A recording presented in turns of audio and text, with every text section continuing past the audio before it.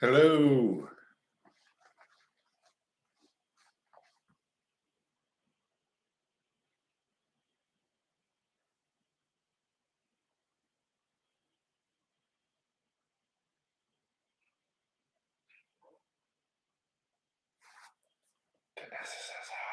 Oh, hello. Paige says hello.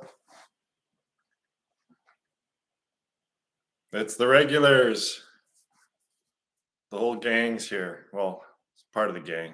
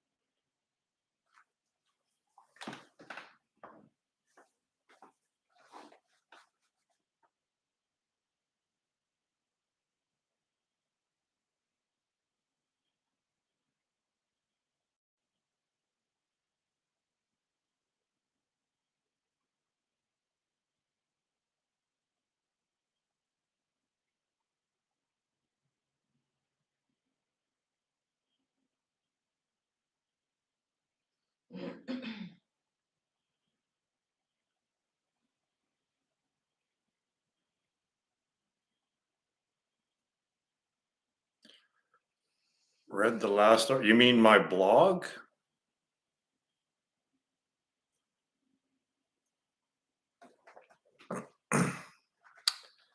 Yeah, I keep going over it, and I know I probably sound like a crazy person, but I'm trying to get this across, right? It's so self-evident to me, that what's being described reconciles the deepest philosophical question about mathematics, but people don't want to see it.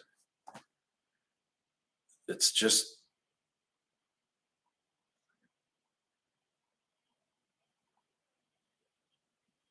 it's so hard to deprogram mathematics. Can you imagine that basically my theory is trying to deprogram mathematics, right? That the entire human species has been brainwashed, programmed into accepting that it's just all valid and it all relates to something in the physical world.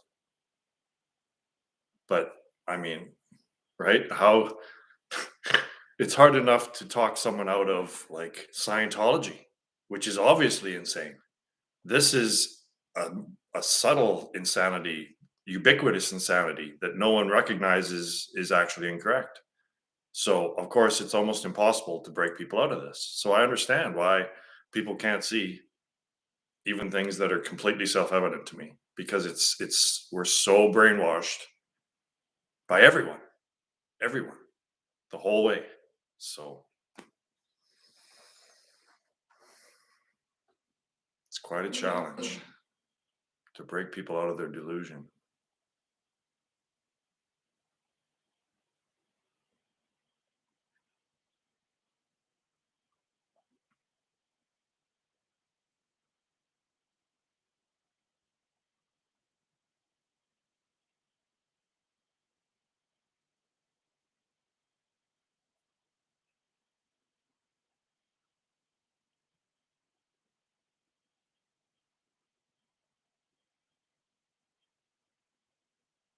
And of course, the person that says mathematics is incorrect obviously sounds like the crazy person, right? Because everyone else agrees that it's correct. But the manner in which it is incorrect, they don't recognize that, right? It works, yes, but it works exactly to pull us deeper into the illusion. So, yeah, it works exactly as a perfect tool of Maya. So, yeah, it works all right, really well. And of course, if there's a message that's specifically designed by the creator to help us break us out of delusion, well, that's going to be a very compact, powerful message. So the misinterpretation of that message leads to mathematics, which is obviously leads to technology, which is very, very powerful. So again, it still follows, right? That this is a message implanted directly by the creator.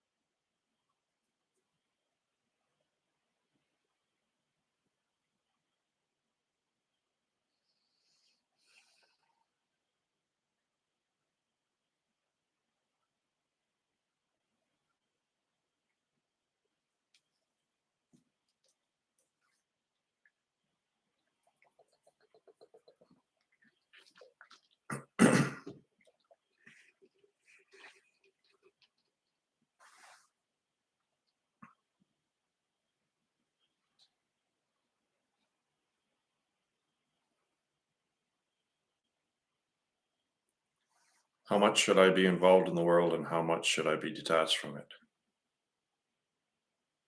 And you came to a conclusion about that?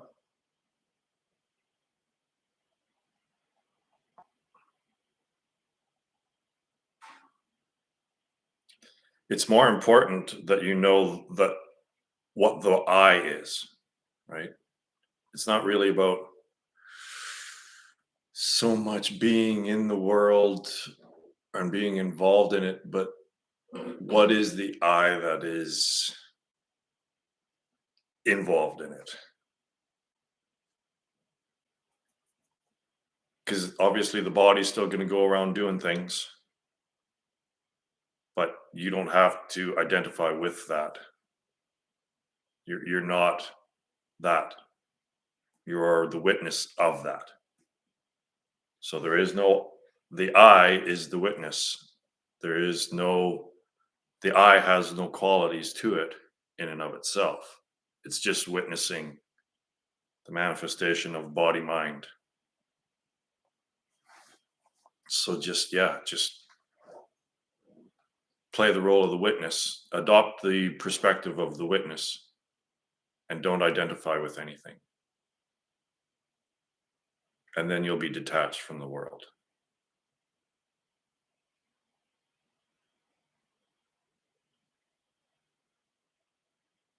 Well, you'll be detached from the ego.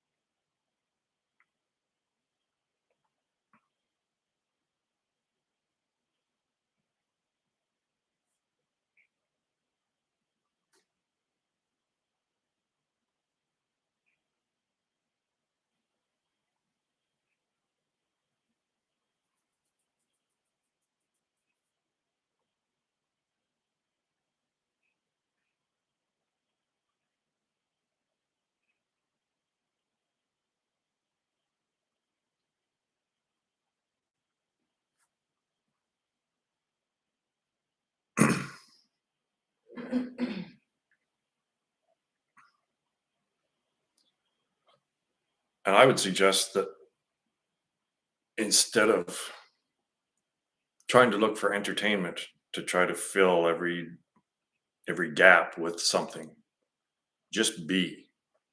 Don't engage in the world any more than you have to. Don't keep putting a karmic meal on your plate. Like, don't keep just asking for more, right? Do the basic necessities to keep you alive so you can engage in the practice that is the purpose of all of this. So always engage in activities, or don't engage in activities that speed up the mind, which is basically everything that's on the screen. It cranks up the watch, right? It winds the watch, which is your mind, and then when you're done with the screen, the clock will be unwinding because you've revved it up again. So always come back to the stillness, always come back to that which never changes, and then you'll have your base, and you'll always be one step away from you.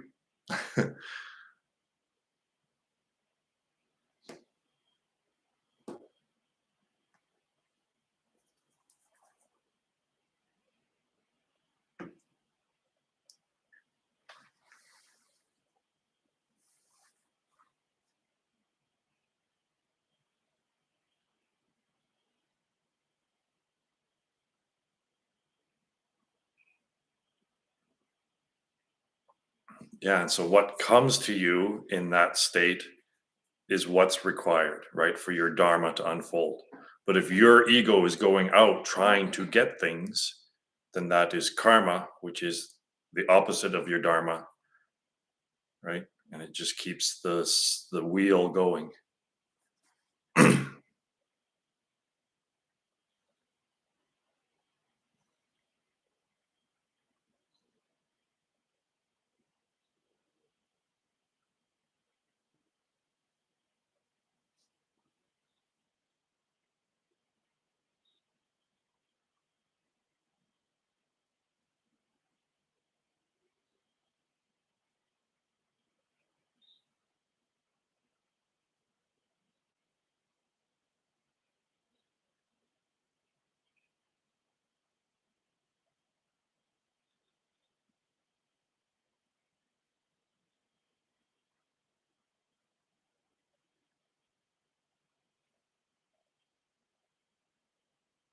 Hmm.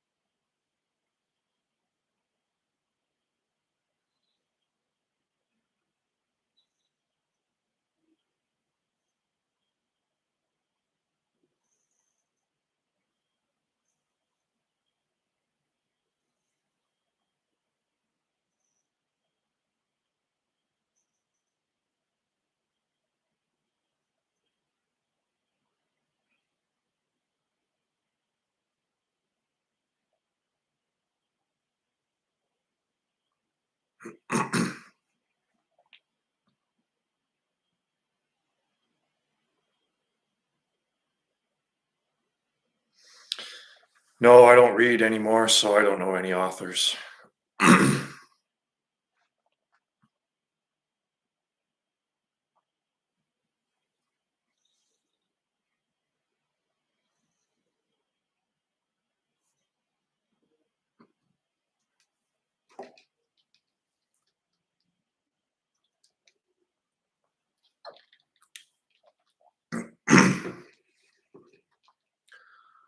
My question to you is, why are you still reading things? Do you know?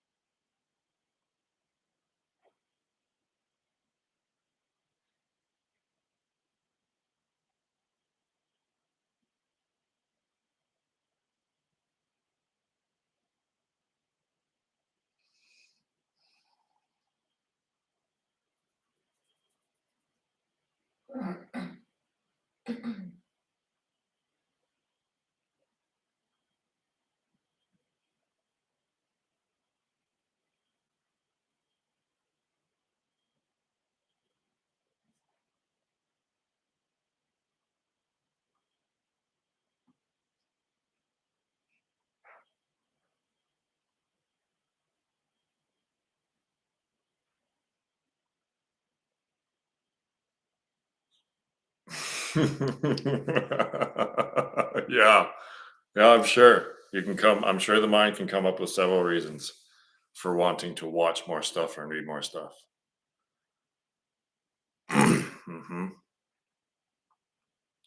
But don't be fooled. Everything that draws your attention away from what is being expressed here is Maya. It's that simple.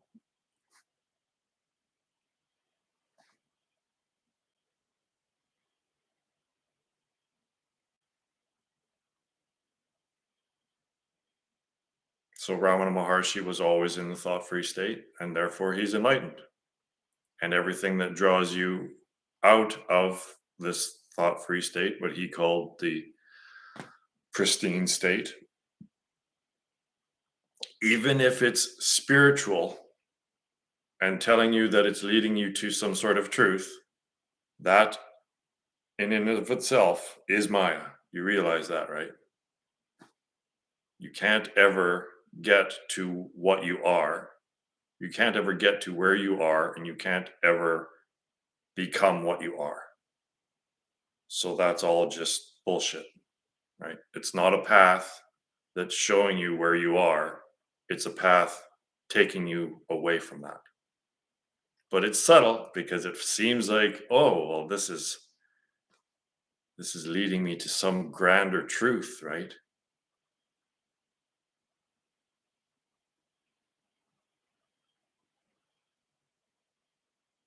It's the subtlest when we're at this actually very auspicious time era to realize who we really are. We're so close, and it's so subtle now.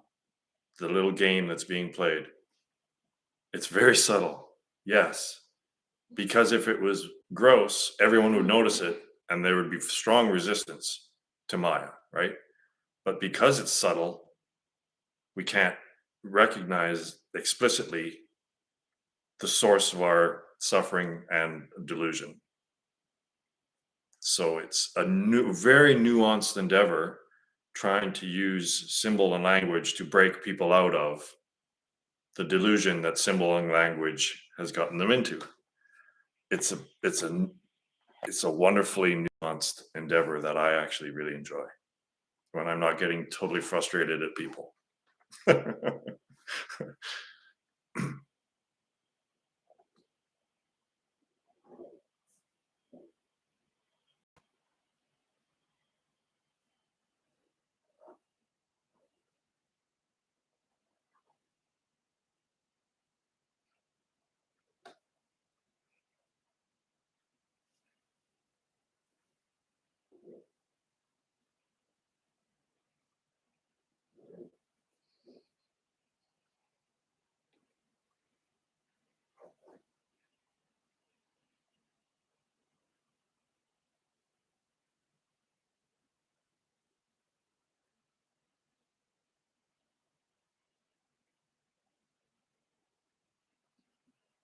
Mhm.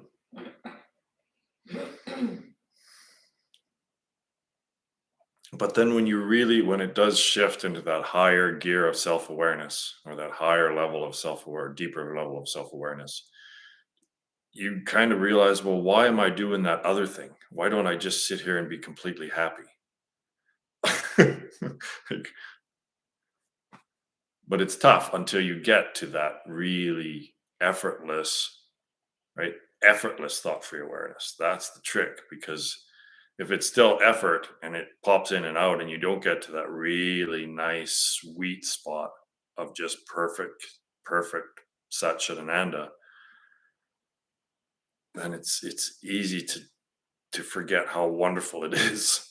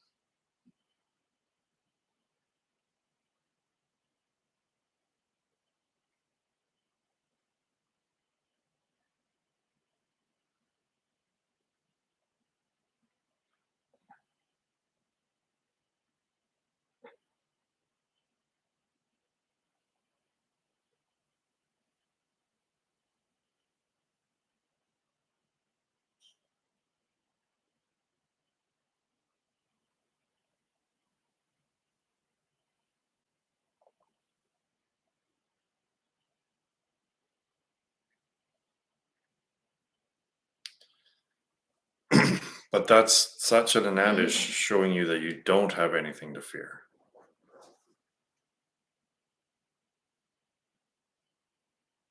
The the self, which is reality, it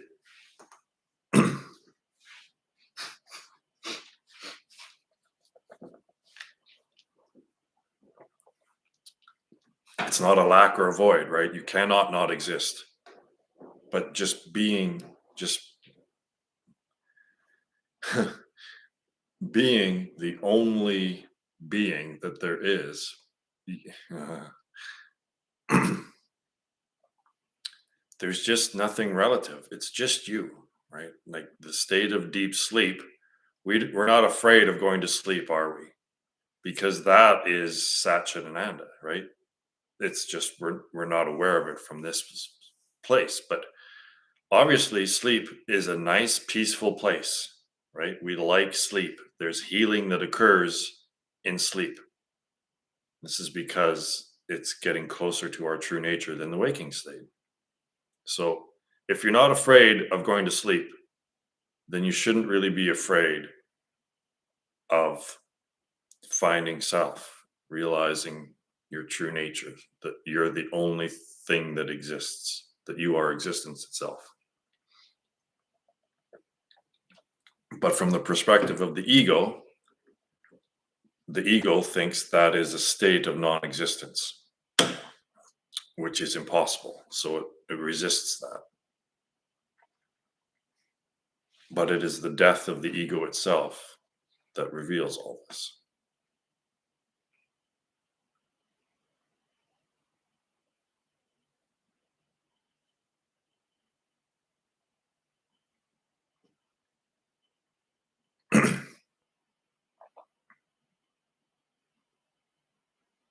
And it's that fear of not recognizing self in the death state that brings back another world, right? It's it's the fear of non-existence. When you're in the death state and not recognizing self, that the karmic momentum and everything that you've held on to, the belief systems and all that stuff, will that'll be the blueprint that brings into manifestation a whole nother world. So round and round we go, right?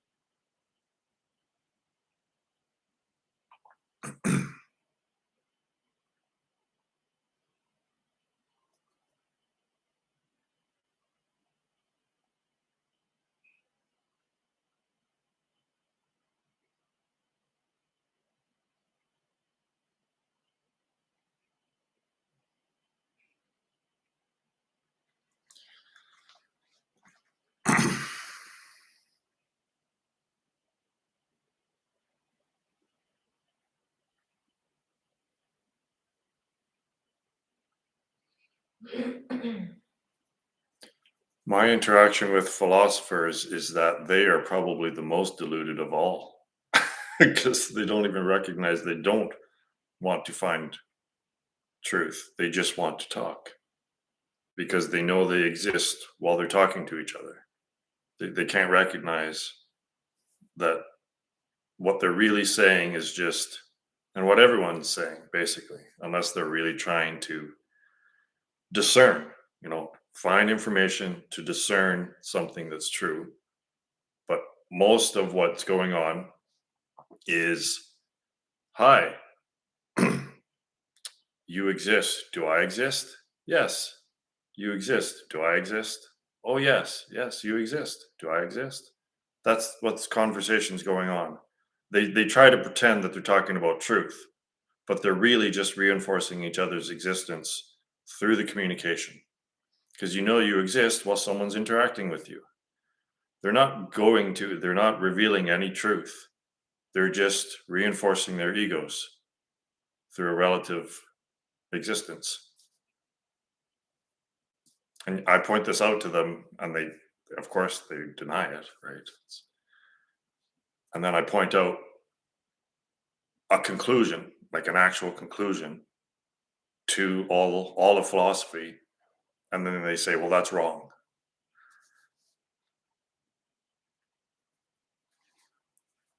Bad philosophy is to the philosophy that points out how philosophy is wrong. That's probably the best philosophy, is showing that philosophy is incorrect.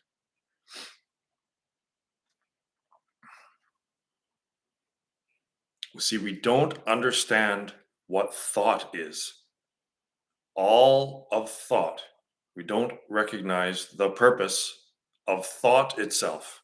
So whether it's mathematics, which I'm ripping apart, totally shown that it's false, philosophy, all of science, all of psychology, right? It's all thought. And we don't know what thought is. So therefore, we don't understand the limitations of all of these systems of thought. We still think that thought is relating somehow to the physical world, and it actually is not. This is the grand spell that Maya has cast on all of human consciousness. A thought, the voice in your head, just the voice in your head. That's what I'm saying thought is, basically. And perhaps and imaging, right? Like your mind's eye, an image that you're holding, pretending, imagining in your head, right? That could also be thought, but it's basically the voice in your head. The symbols, right? It's symbol language going on in your head. That's all Maya, the whole thing.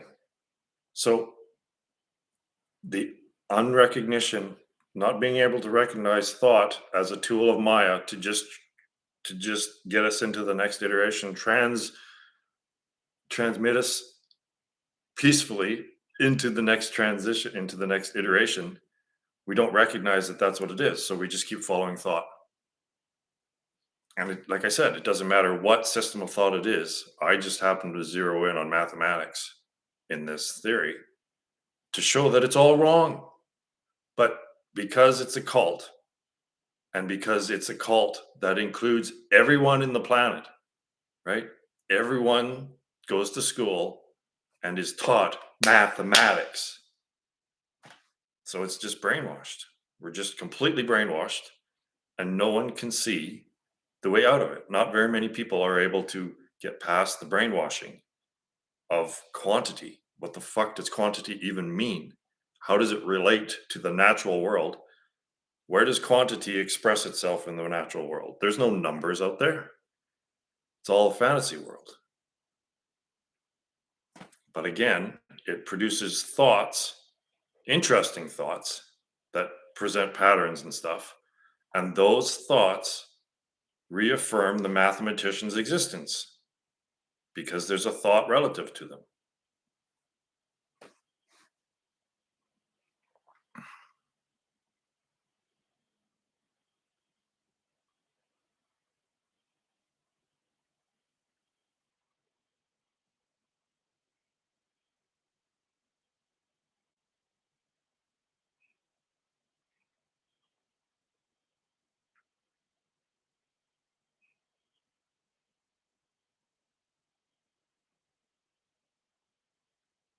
But when you know, when you found what you really are, that which never changes, then you don't require anything relative to you for to reaffirm your existence because you've recognized that you are existence itself.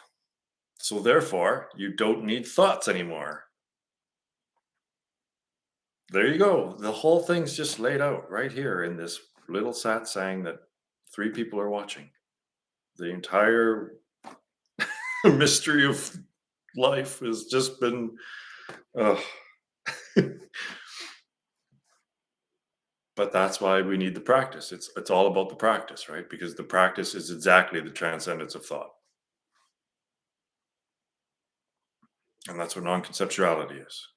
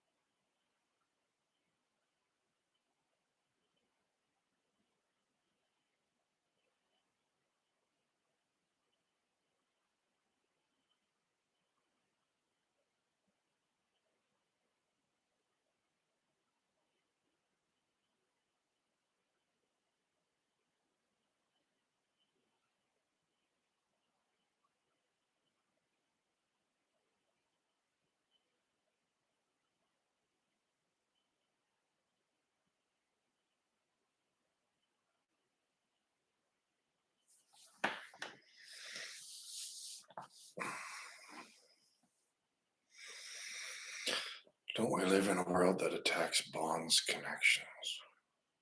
Well, I think it's more like we imagine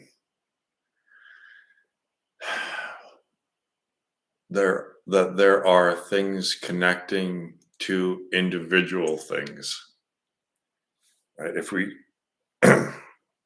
If all of it's actually one unified whatever the heck it is, awareness, then the appearance is that there's separation and duality and individuality, and then we try to connect those illusions to make a whole. So I see it reverse of that, is that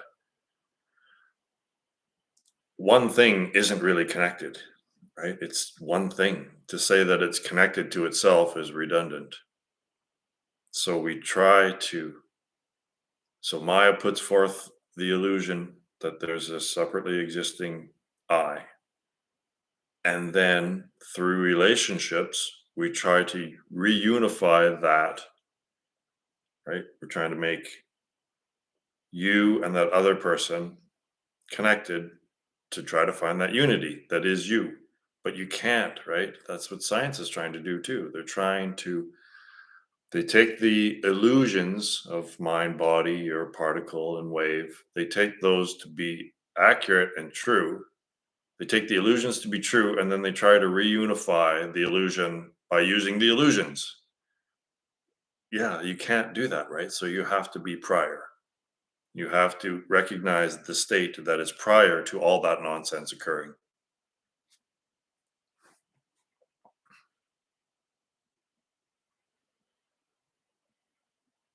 You can't unify two illusions because they're illusions. But you can realize what projects the illusions and transcend it.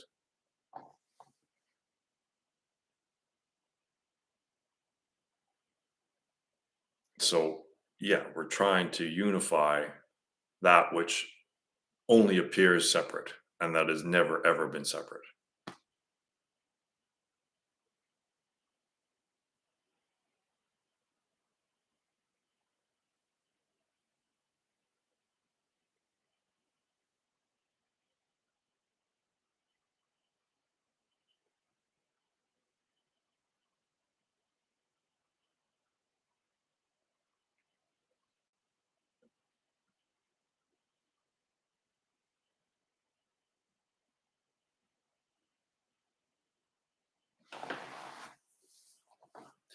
See, awareness free of judgment and bias, which words are judgment and bias.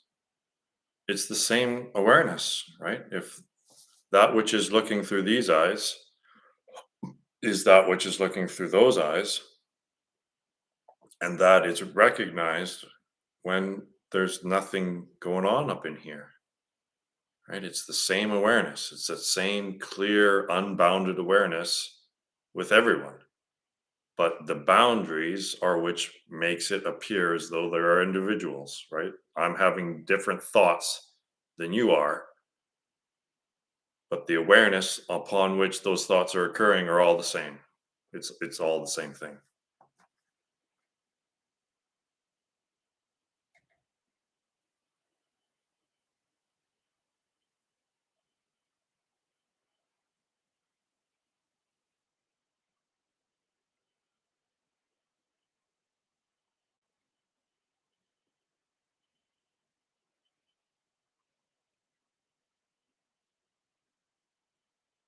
Hmm. Yes, there's a singular awareness.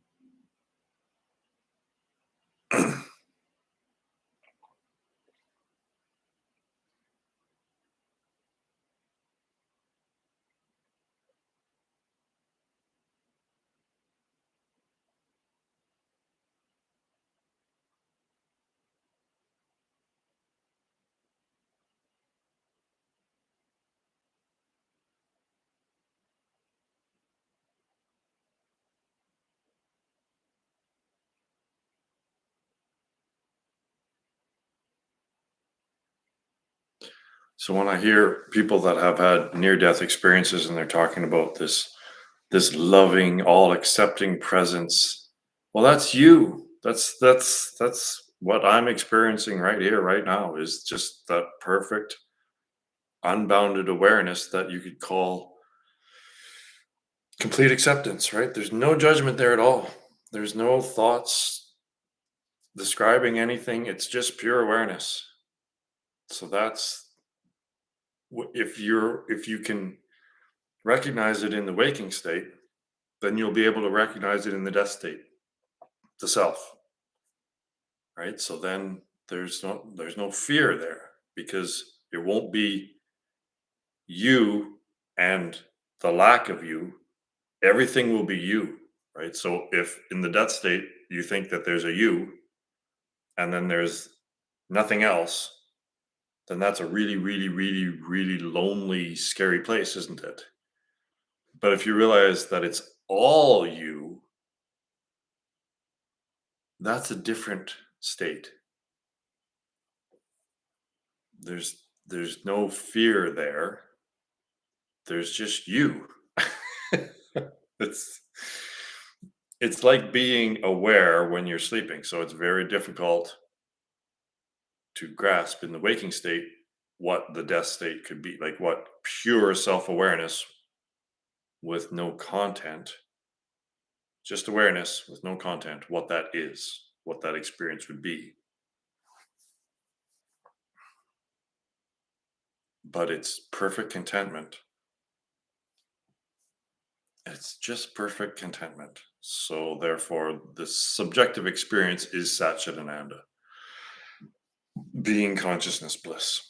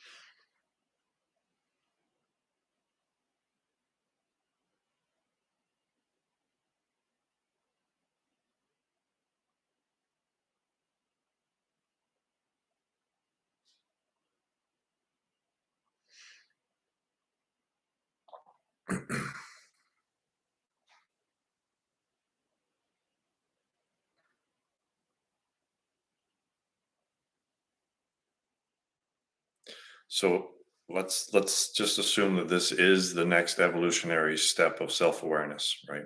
The natural step, not evolution into the digital realm, but actual natural evolution into a higher level of self-awareness. So if that's like a chick coming from an egg, it's gonna take work, right? It's this is why this is difficult. Because it's a big deal. Like we are engaging in the next evolutionary step of self-awareness.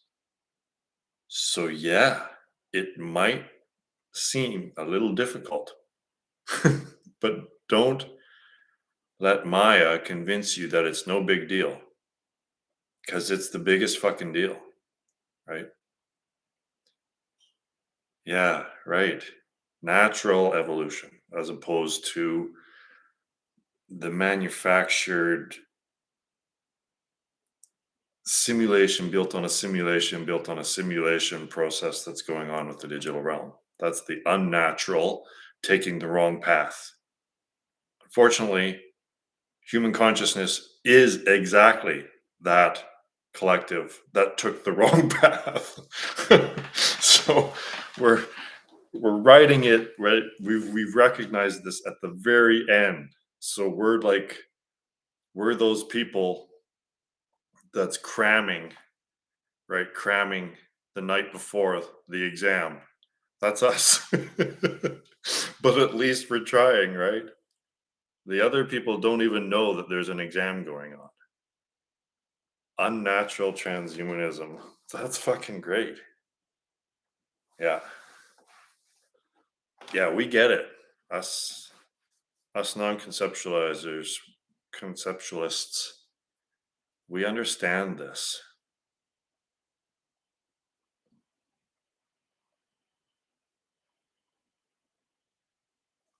And because it's an experience. It's not just something we've been taught in school and graded on, and that if you don't give the right answers, you're wrong, right? This is an investigation that we're doing based upon our own experience, not even based on what I say or what the theory says or anything like that. It's your direct experience.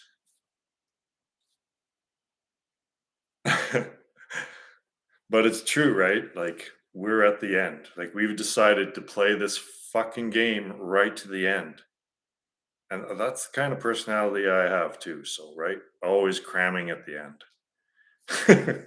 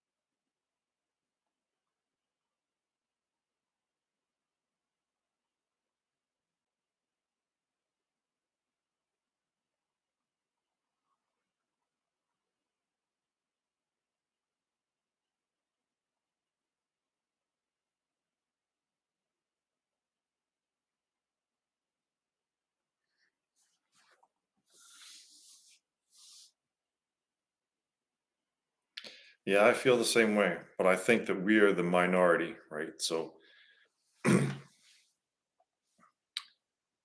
there's a vast amount of delusion right now. But like I say, Taoism would say that there's equal amounts of truth and revelation occurring as well. But that's the minority, right? So we're getting it at a deep, deep, deep level, right? We understand this truth at a very deep level because that is the flip side to how much delusion is going on. And the delusion is vast, right? Vast and shallow, one might say. And this final truth that is non-conceptuality is the deepest truth, right? So there might not be many of us that are understanding it at this level, but the roots are deep, right? So it's reaching deep into collective consciousness.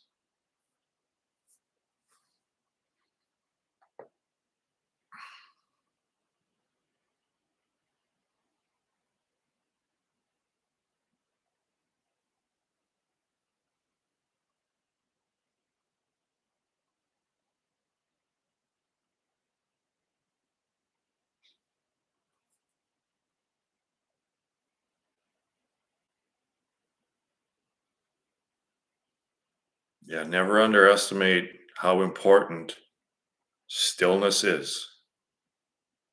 Never underestimate, even if you're able to just do it for a few seconds at a time. That's immense.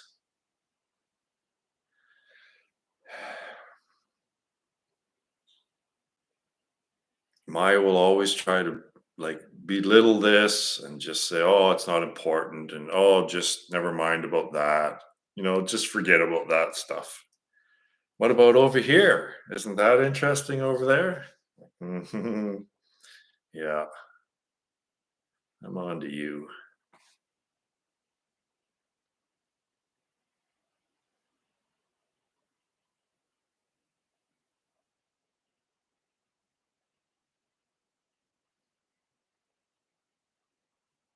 It's irony because evolution seems like it's always going out, but it's really about coming back home, right? It's the hero's journey. Every journey. There's always coming back home. So evolution isn't about just surviving and going on in a linear way for eternity.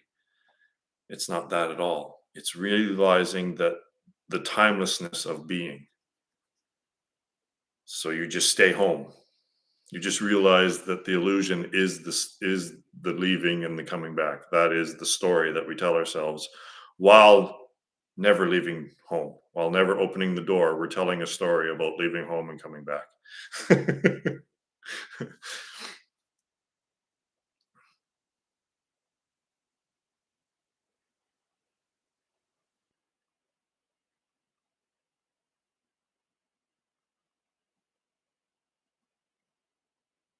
Yeah, so evolution is more about coming out of a is about a remembrance than it is an actual physical moving somewhere, right? Even through time.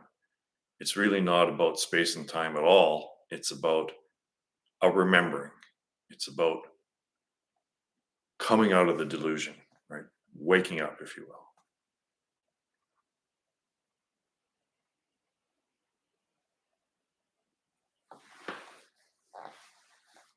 The digital realm is more like a scam, just trying to prolong the inevitable. Yeah, it is inevitable. Like that's so with Heisenberg's uncertainty principle, it states that not even God, right? It's hardwired into reality that you can't perfectly know both the location and momentum of something in order to predict what that something is going to do.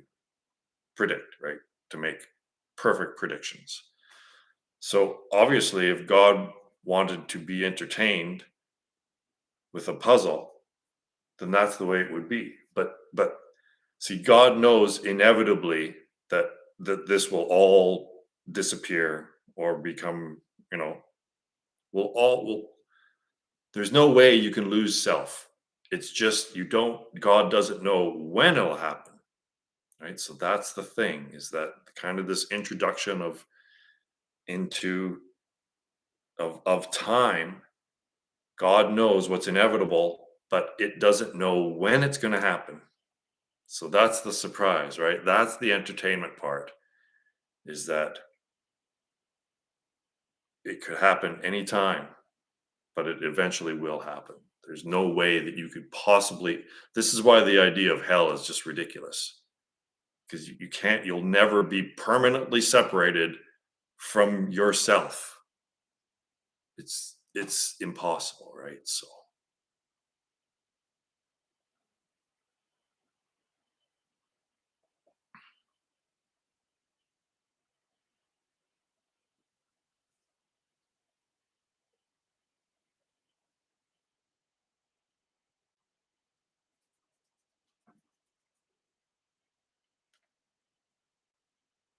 like an actor can't stay in character indefinitely.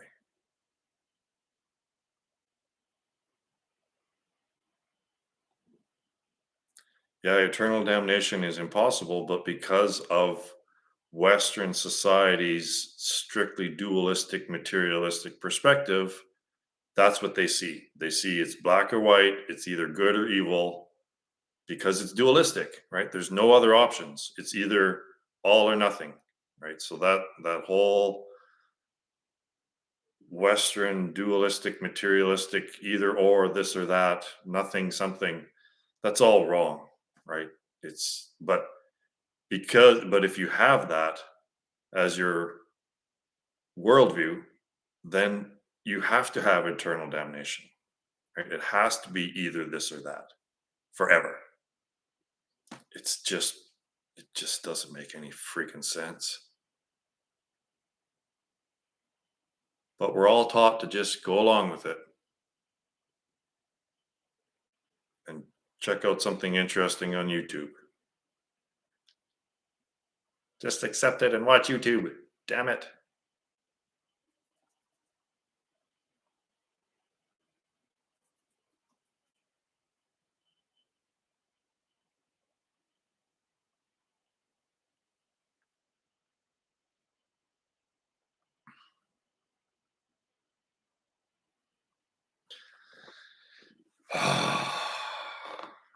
It's wild to see all of academia, all of school, all of academia as a cult, right? But that's the way it is, because we're just programmed.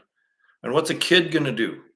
A kid's going to stand up in front of the room and tell an adult and a bunch of other kids that, oh, I don't understand. I really don't understand this. I really don't. And please explain it to me so I can understand it, because it doesn't make any sense. Well, a kid's not going to do that. They're just going to go along. They're just going to try to learn what's being programmed. I was watching a guy talk about enlightenment on YouTube. Isn't that's perfect paradox? Watching a guy talk about enlightenment on YouTube. That's classic.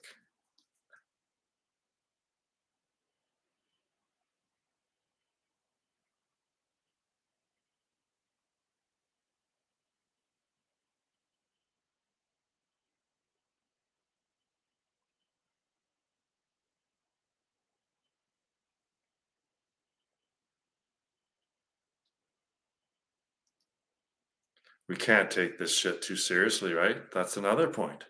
Is why is there humor? Like, why? Why is there humor? Well, because what's humor? Humor is usually a misunderstanding, right? You're taking something to be one way and it's actually another, right? So that's part of humor, is irony. Irony is probably the deepest uh, dimension of of humor, and the whole thing is based on that, isn't it? It's it's simultaneously funny and sad and kind of terrifying that everything that you believe to be true isn't that way. So in that way, the whole thing is funny and ironic, isn't it? Like the whole thing. Like you're watching a movie and there isn't just I love those movies where the whole thing is irony, right? Like the whole thing is funny, not just what the people are saying, but the entire situation is funny because it's ironic. Well, that's this.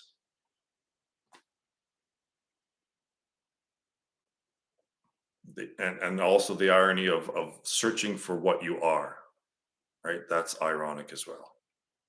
And when like when I did salvia, right? That was when you watch people trip out on salvia, there's usually two responses, and it's usually they're freaking out and they're not having a good time. But the other one is just like laughter. Like just you see the cosmic joke. You see that everything you've taken the world to be isn't that way. But you see the humor in it rather than the terror of it, right? There's perspectives you can take. Oh my God, this is hilarious. It's nothing that I ever thought the way things are is the way they are. Well, that's hilarious from one perspective,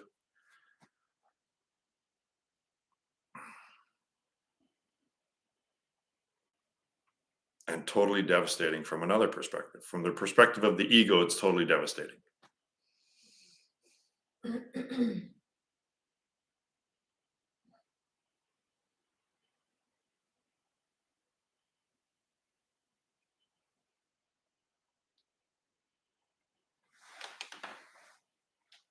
Like this explains why there's humor.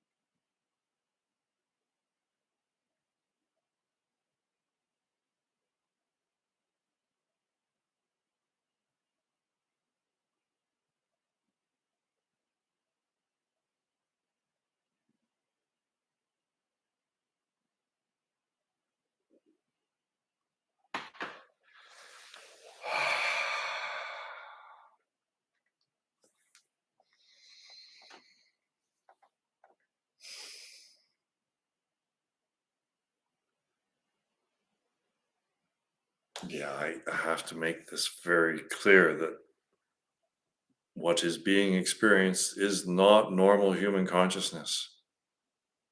There's nothing special about Roy Dobson. It just happened.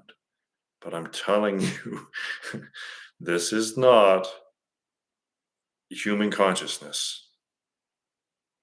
Thought free awareness is the transcendence of human consciousness because human consciousness is thought, isn't it? So we are transcending human consciousness, but not in an artificial way, in a natural way.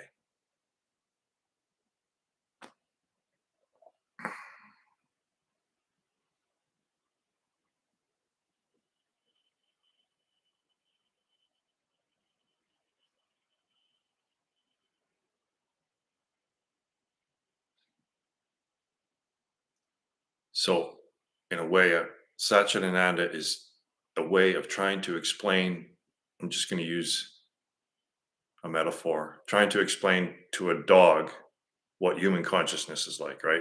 The self awareness of human consciousness, trying to put that into a dog's awareness or consciousness.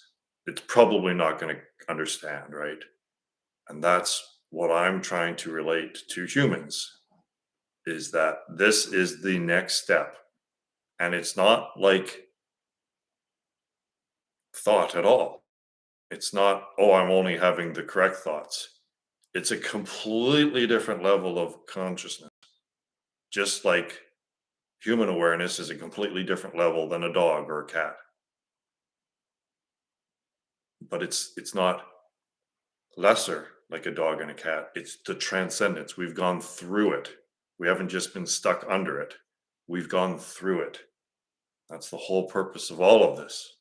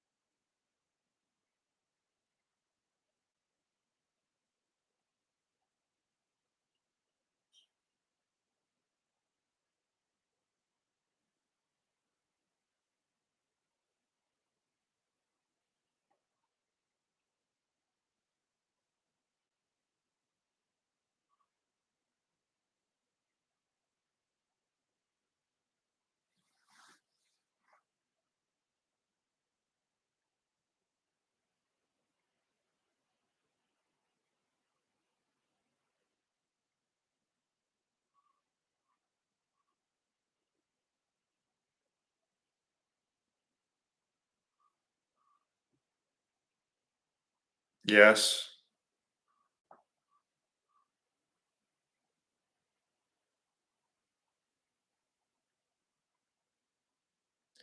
And again, we're talking about the nuance, right, of spiritual the most spiritual advanced,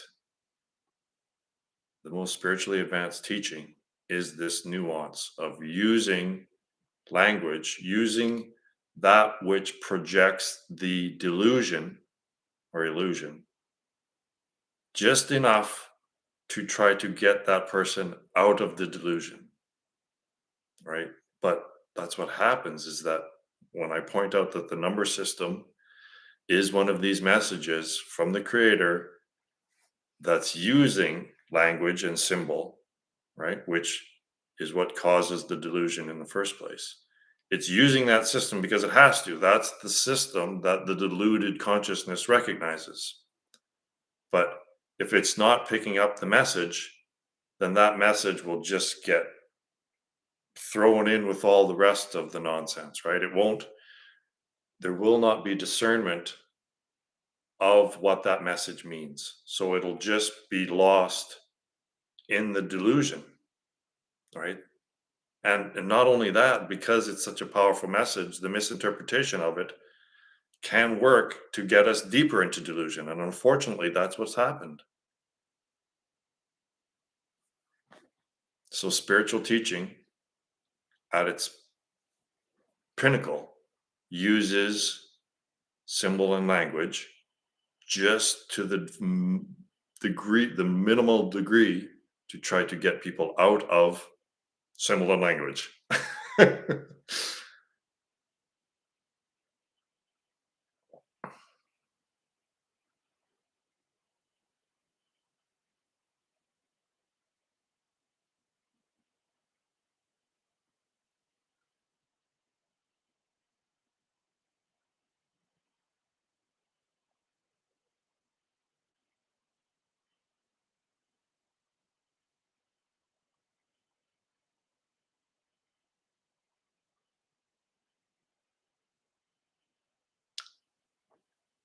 I'm as surprised as anyone else. So when I hit 30, I had this desire to figure it all out. I don't know why. Maybe because my marriage wasn't going very well or whatever, but I Christianity made no more sense to me. I needed to figure everything out. So one of the three books that really broke it out for me was Deepak Chopra, um, How to Know God. And in that book, he talked about how intention is paramount, right? Like the intention is kind of the manifesting power of the universe. So I repeated over and over and over this mantra: I intend to know God. I intend to know the true nature of reality. And I said this with utmost sincerity, right? I repeated these and I meant it. I want to know God. I want to know the true nature of reality. And I meditated lots and I bought a float tank, and I've had that float tank for 5, 6 years now. And I've had obvious times where I've downloaded shit in that float tank. Like literally the eyes in my head flipped back and twitched. Like I felt like literally like like I felt like dozens of times probably. I felt like there is something being downloaded. So I think that's it. I think it's my intention and my natural ability to. I've been kind of a natural meditator. I got to the stillness pretty quickly. So there's something about being ripe fruit and having this sincere intention to really, really, really want to know the true nature of reality. And then I think the float tank and salvia, like everything that I've done, this has kind of been my first priority for 2 decades now.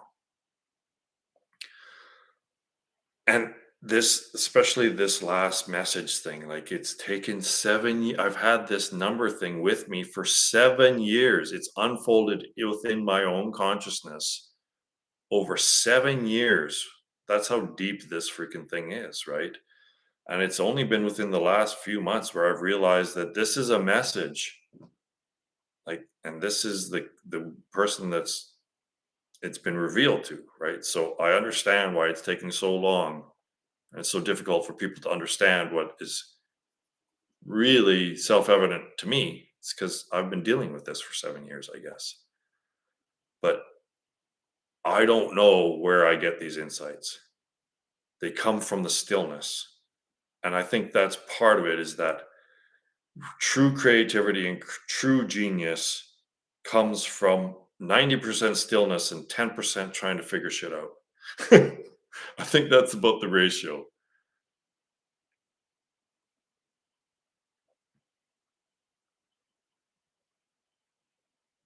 And the major thing, right, is because I have that perspective of thought free awareness. Because if you're not aware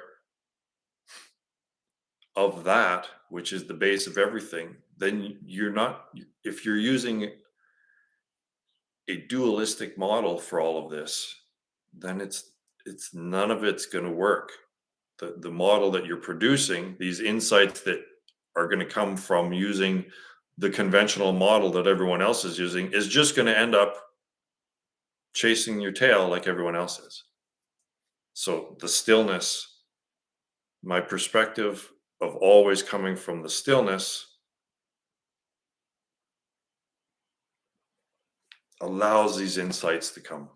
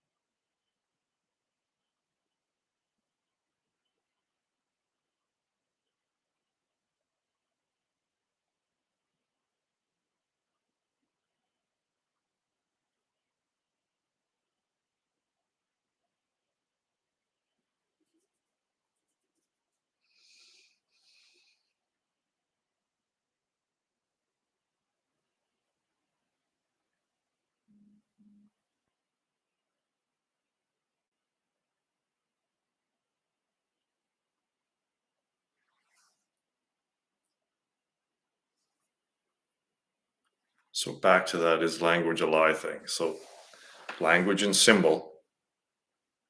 Symbol is a conduit through which the consciousness is moving from accepting the physical realm as fundamental reality to accepting that the thought realm is fundamental reality. So symbol and language is a tool that Maya uses to keep awareness trapped within samsara. That's Maya's play. That's her tool, is symbol and language. So yeah, it's a lie. It's deception.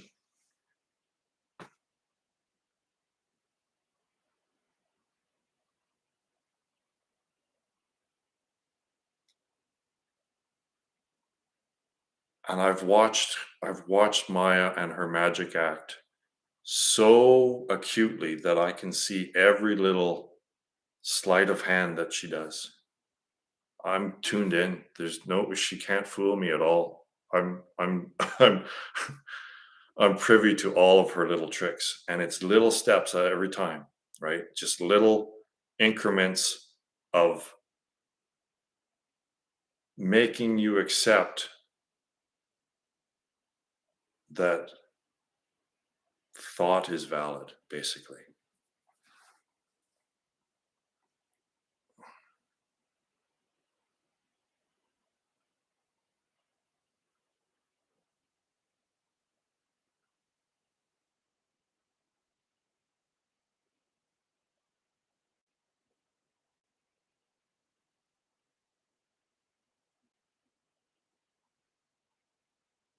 It's just the most exquisite puzzle mystery ever developed.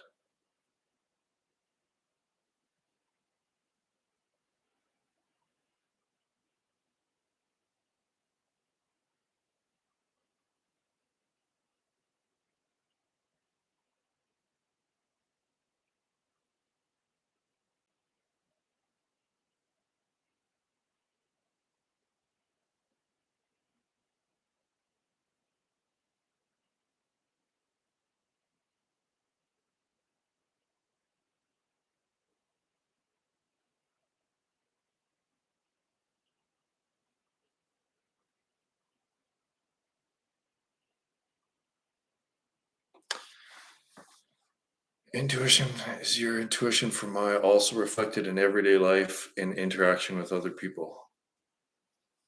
I think so.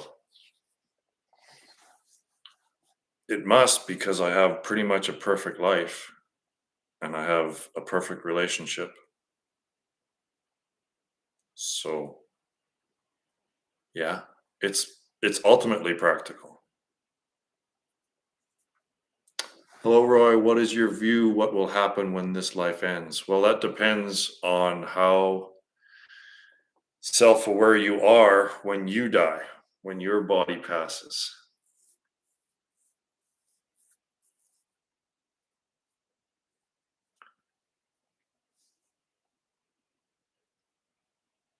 And it depends on your level of self awareness when you die. That's paramount. So I can't really tell what's going to happen to you when your world, when it passes.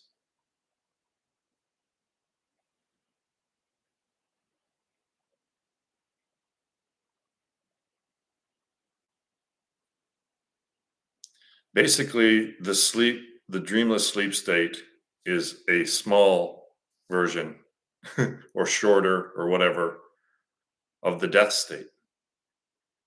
And the death state is relatively shorter or less deep than the extinction state.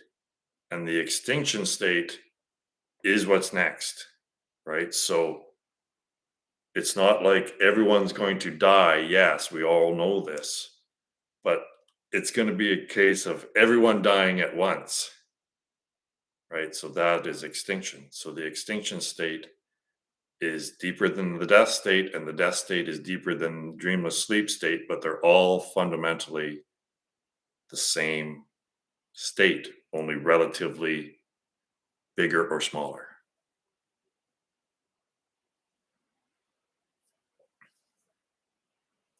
So it's just awareness in the death state and in the dreamless sleep state and the extinction state. There's just awareness with no content. Just like in dreamless sleep, there is awareness but no content.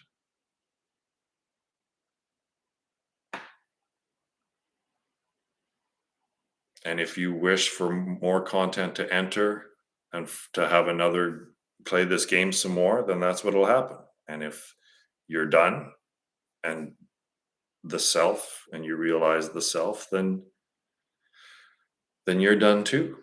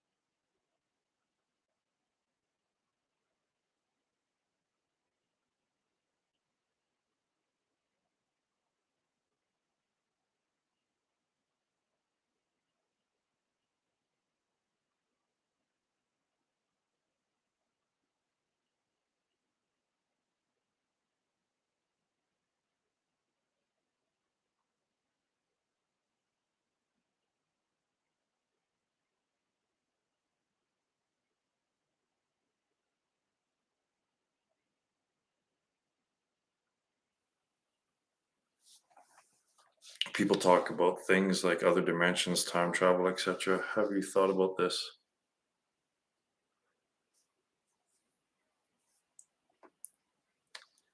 Yeah, yeah, yeah, I sure have. I think it in a way there's no need to make things more complicated, but in another way it's beneficial for a certain l- people of different levels of consciousness or whatever to talk about different dimensions. I mean, if you're going to talk about something, there has to be distinction. So I make these distinctions sharp and clear and obvious, but I don't go more than one step out. You always have to remain one step, just one step. So there's only two dimensions.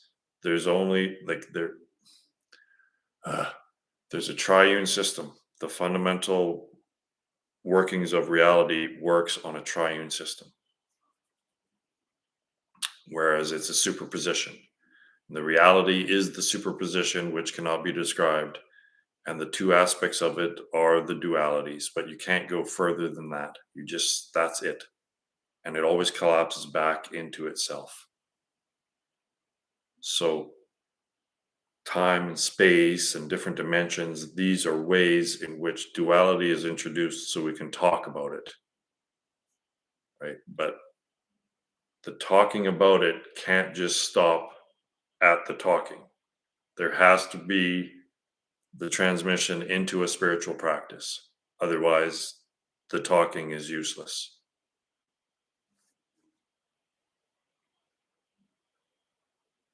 So it's all relevant only to the degree that it can get people to transcend thought and engage in the practice.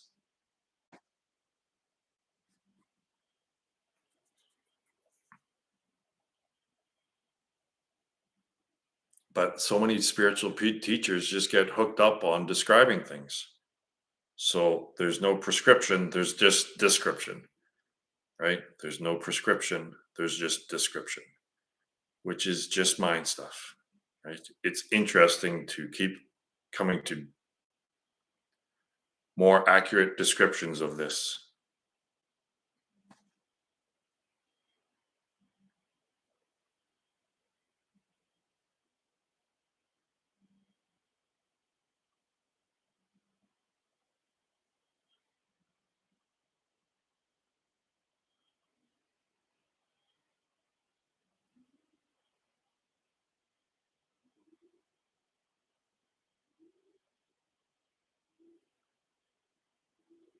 But there really isn't time travel. See, you don't move through time, time moves through you, right? So you are always the frame of reference upon which everything is occurring. You're the awareness that is you. So time travels through you, you don't travel through time.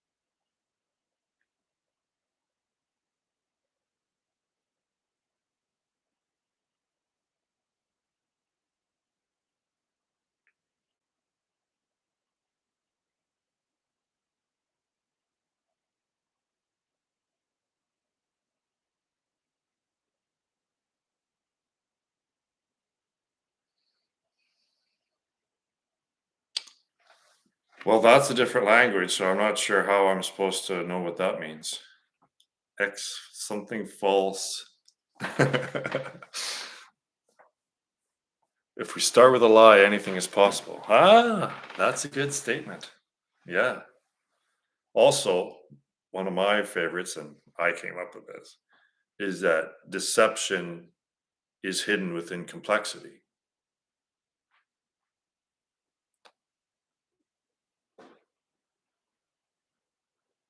Yes, time travels through us. Like, right, the world upon in dreamless sleep, there's no thoughts and there's no world. There's no time, there's no space, there's no world, there's no thoughts. And yet you abide, right? So the world arises and passes within you. It's completely self evident and it happens every day in the natural circadian rhythm. The world appears and disappears every single 24 hours within your awareness.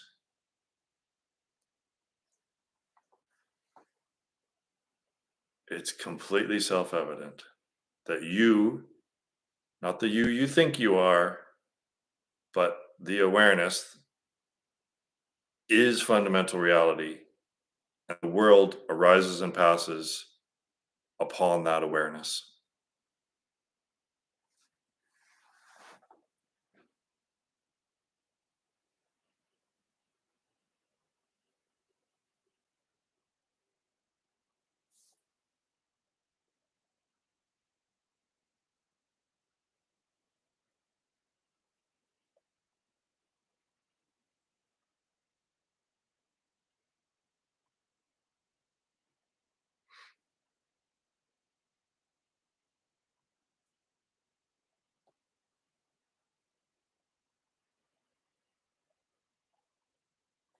Yeah, and if you start with a lie, then there's no conclusion to that, right? If you're seeking answers within that system, then that system will continue on infinitely, always producing incorrect results.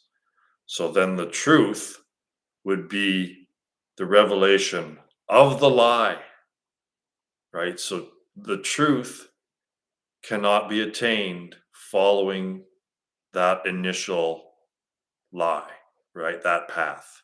You'll never get there, right? So that's what mathematics is. It's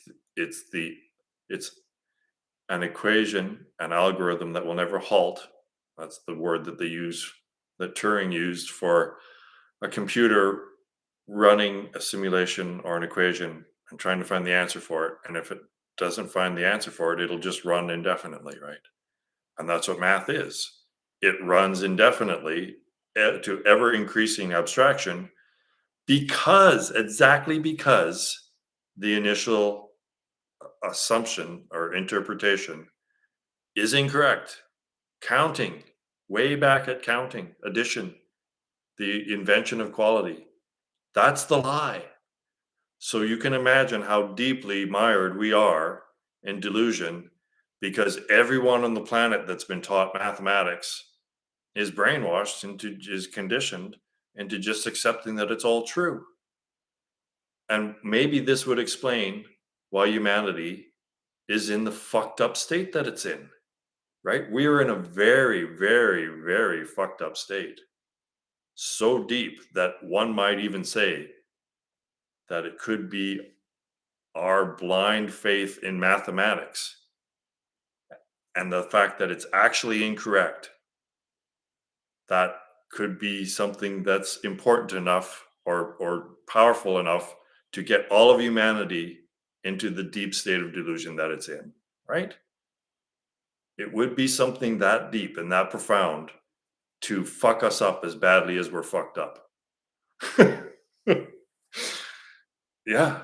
So the whole fucking thing's a lie. All of mathematics, from counting on, addition, and quantity, it's all made up.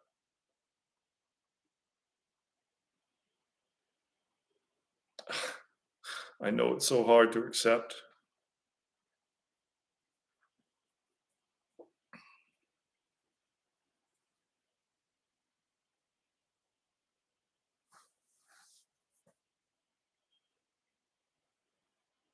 And especially because it works, right? Mathematics works so well that it almost seems like it's proving itself to be correct. But if the whole path that it's on is incorrect, then yeah, it can construct its own path, but that entire path is leading 180 degrees the wrong way into delusion. Well, I'm not really saying that all illusions are ultimately related to mathematics, but if you just extend that to all symbol and all thought, right? Because mathematics is just another language, right? It's maybe a very, very precise language, but it's still. So I would expand that to thought itself, right? Like this is, I know, because all of humanity is thought. Humanity basically is thought. So that's why we need to transcend thought to get out of this fucked up human stage that consciousness is in, right? I know it's hard to admit that we're the bad guys, that you actually humanity is the cancer that's on this planet. It's very hard, right, for a cancer to realize this and go into remission itself. Very difficult for humans to accept that the entire state of humanity is the wrong one. We took the wrong path, and that's us.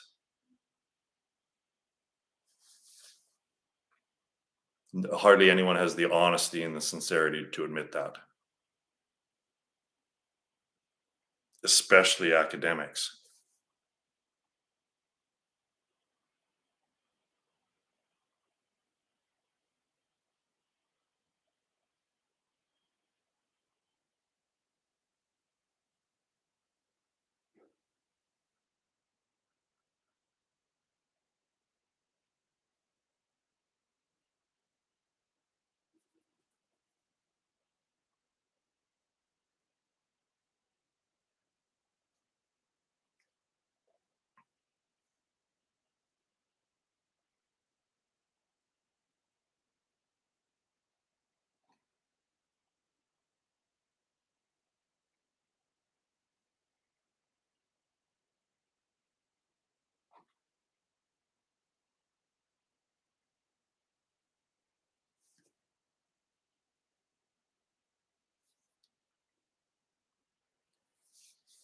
Well, I'm going to shut her down at noon my time, so that's 7 more minutes. Just giving a heads up here. 7 more relative minutes.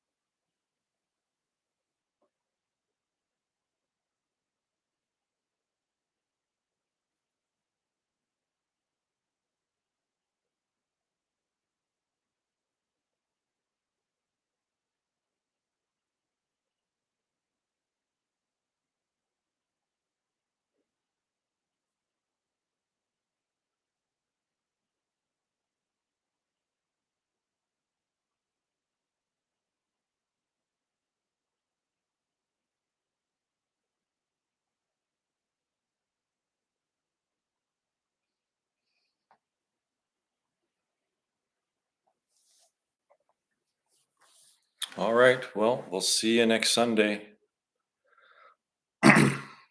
Stick to the practice.